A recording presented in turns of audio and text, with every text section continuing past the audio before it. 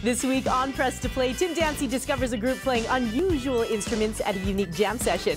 And we take an inside look of Double Double, a local play 2 years in the making. Then we learn more about indie pop artist Diamond Rings, coming to us all the way from Toronto. Later, spring menswear from our style expert Lizina McKenzie of L Squared Style.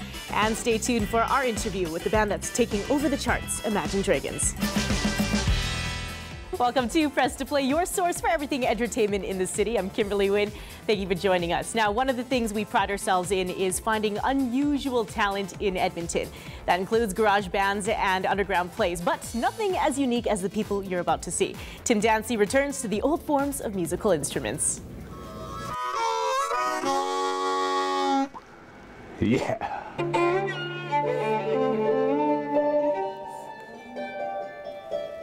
The St. John's Institute and the Friends of the Ukrainian Village Society hosted a one-of-a-kind gathering of musicians that featured Julian Katasti, international master of the bandura.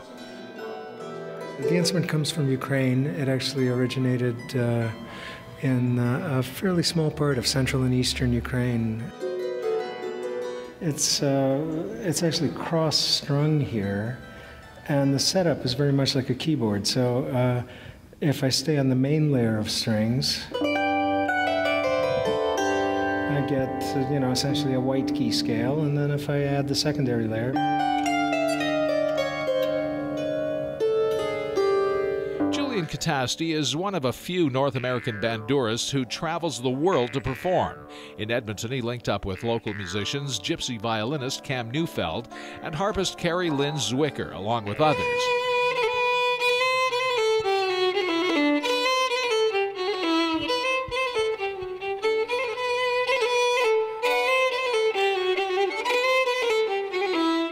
And eventually I decided to look at the origins of gypsy jazz. So I started traveling to India, to Rajasthan, and through Turkey and Balkans and so on.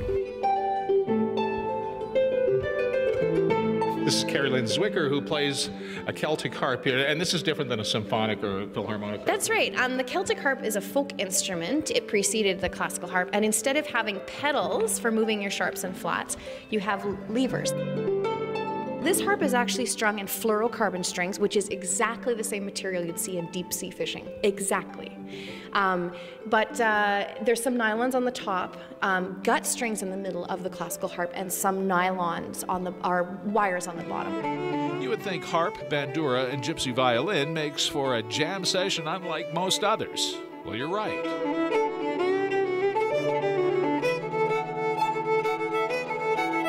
I work with a lot of different configurations of people. I have my own projects, one of which is the Road to Django Collective, which plays music from India through to Spain, flamenco and Balkan music. Where else can you find a real gypsy violinist? And add that Edmonton is Canada's #1 city for harp, and North America's leading bandurist was here, and presto.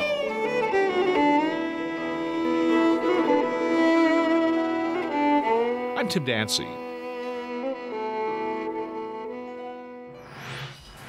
Thanks, Tim. So you know what they say about proud Canadians. You're not real Pat unless you've ordered a coffee from Tim Hortons. A group here in Edmonton literally took that to heart and created a love story surrounding it. Sholtis Saskew is talking to the actors and director of Double Double. This isn't going very well. Can we start again? Sure. Hello, Nell. I'm Kevin. Nice to meet you. Anyone up for a cup of joe? If so, you may enjoy Double Double, a story about two single parents that are desperate to find long-term romance in a place that's meant for people on the go. Tim Hortons. Can I get you a coffee? Oh, that would be nice. Double double? Oh, God, no. Half a cream, no sugar. Well, I'm a double kind of guy, which means this relationship is now doomed to failure. Ow! Why would that doom it? Local playwright Ken Brown says the theme of the play is about having to compromise personal expectations for the sake of finding love. So what were you thinking when you wrote that? What were you thinking? I've forgotten what I was thinking. I don't think I had a thought. For me, the challenge was write a romantic comedy, put it in Tim Hortons, and explore as deeply as you can the kinds of issues that people of my age confront when they sort of start thinking about re-partnering with someone. and that one person starts trying to retell the fight to somebody else and say, they did this and they did that, and that person usually is like, so? I don't really get why you're so upset. Right, but but you're really upset. The couple's really upset, but people on the outside are like, what are you talking about? Yeah, it doesn't mean anything. When we're going through this part here, this part here is like kind of what you just did. We want to capture the environment that is Tim Hortons, and what I'm focusing on, of course, is the timing and the comedy of the piece. And comedy, of course, is born out of truth and sometimes pain. So what we're trying to do first is capture the essence of these characters and then put them in the most awkward circumstances we can and laugh with and at them. Hi.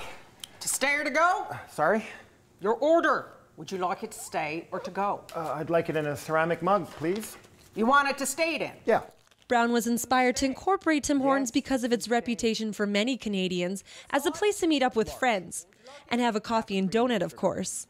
We've all hung out at Tim Hortons and made like this deep, beautiful connection with friends or other human beings in an environment like this. God, I'll also have a double-double. Is that to go? No, for here. Even in the ordinary, normal things, you have those moments where you just click in and go, my God, life is beautiful, and the human journey is beautiful, and making deep connections with other people in the muck of your own baggage is beautiful. And I think that's something that happens in this play and gives hope ultimately because of that. And I may as well confess right off, I watch hockey. Okay, you watch hockey. Do you? Hockey? Double Double will be playing at Le C Francophone from March 21st until April 7th. For Press to Play, I'm Schultz Askew. Coffees. For more information on Double Double and the show schedule, head to workshopwest.org. After the break, we talk to a Canadian artist who's being called the male equivalent of Lady Gaga. But first, let's take a look at what's new on Shaw VOD. The Master, starring Philip Seymour Hoffman and Joaquin Phoenix. The drama follows a naval veteran arriving home from war, unsettled and uncertain of his future, until he's tantalized by the cause and its charismatic leader. Also on VOD, part 2 of the 4th installment of the Twilight series, Breaking Dawn, starring Kristen Stewart and Robert Pattinson. The conclusion sees Bella beginning her new life as a vampire and mother to their daughter, Renesmee. You can also catch the animated feature nominated for both an Oscar and Golden Globe, Wreck-It Ralph. Great movie for the family, and it's about a video game villain who wants to be a hero and sets out to fulfill his dream, but his quest brings havoc to the whole arcade where he lives. You can also check out Anna Karenina, starring Keira Knightley, based off a novel. The story follows the life-changing affair of high society aristocrat Anna. Finally, new on Shaw VOD this week, Red Dawn, starring Chris Hemsworth. It follows a group of teenagers looking to save their town from an invasion of North Korean soldiers. Don't go anywhere. We'll have more Press to Play after the break. Get to the cabin. Jake, you take care of your brother, you hear me? Go now, go while you still can. Let's go. If you're seeing this broadcast, you are in a part of the country no longer controlled by the government of the United States. Boys, I love you both, but I want you to do what I would do. Kill this piece of...